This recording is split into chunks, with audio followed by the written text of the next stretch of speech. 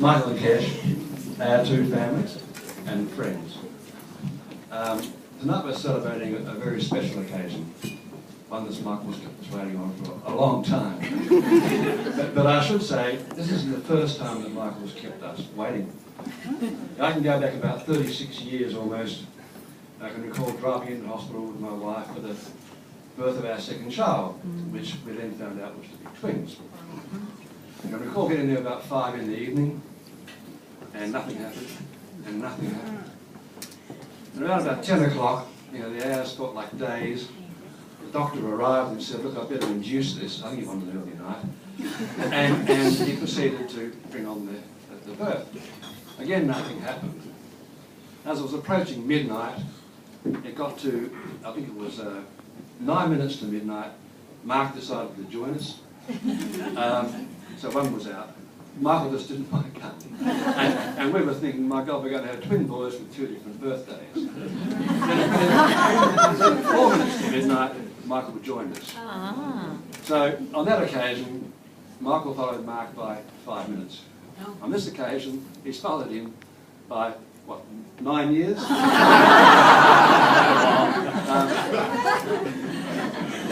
Michael has said to keep this very short and not to say too much, but I thought it would be appropriate to say a few words about the man you know as Michael Hutchins.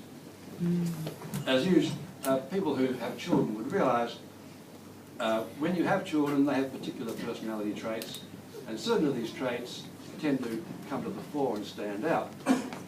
In Michael's case, 2 particular traits which he inherited from his parents, I think, stood out. One was to be very impulsive, but the other was to be totally honest and open with his parents, so that when the impulsiveness caused a massive accident, he would share the whole thing with us.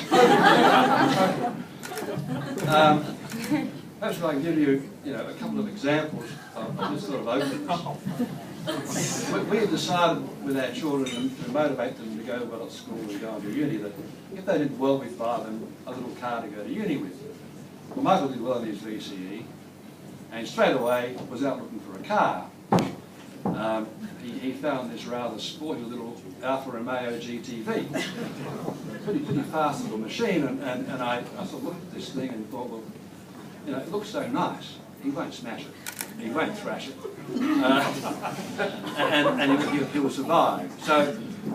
So he bought this car, and like most Alphas, bits and pieces kept falling off it. And Michael learned how to put those bits and pieces back. And then one Saturday afternoon, I got this phone call, and it's Michael.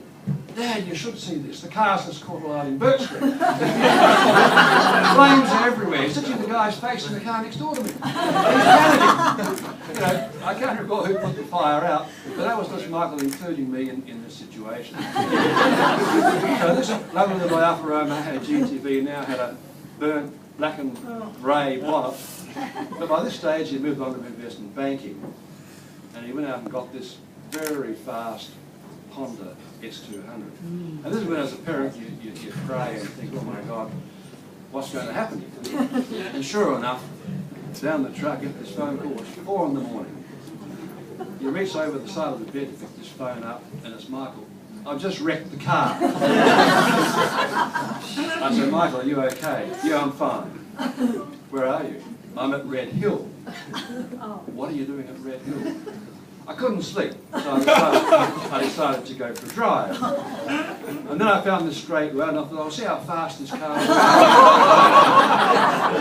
One girl went up the side of the road, and I lost it, Dad. The car's wrecked. I said, well, do you need my help? No, I'm with Ben. I thought, well, why the hell did you bother? That was this open. It wasn't just this openness in that sense, but it was also, Michael would always ask us questions, and they'd be deep and meaningful questions, and well, you couldn't just say, oh, because. Michael wanted to know the answers. And as time went along, I can recall one evening he came into the kitchen, and I had to learn how to take Michael's questions.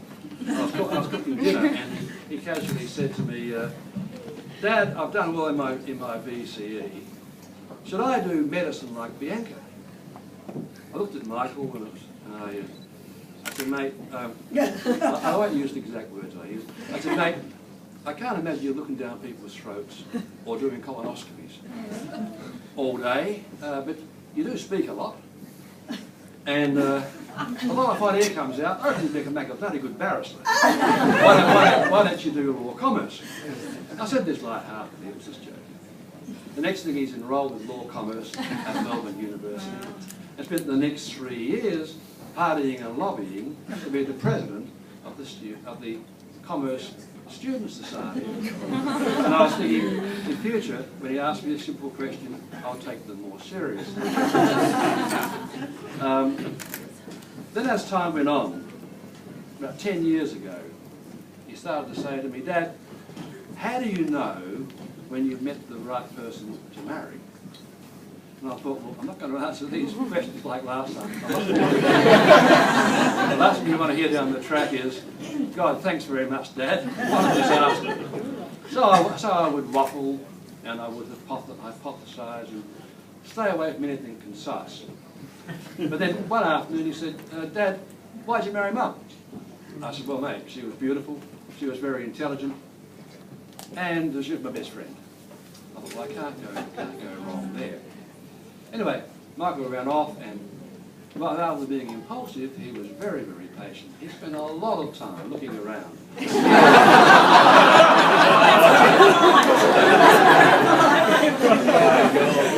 meeting a lot of people.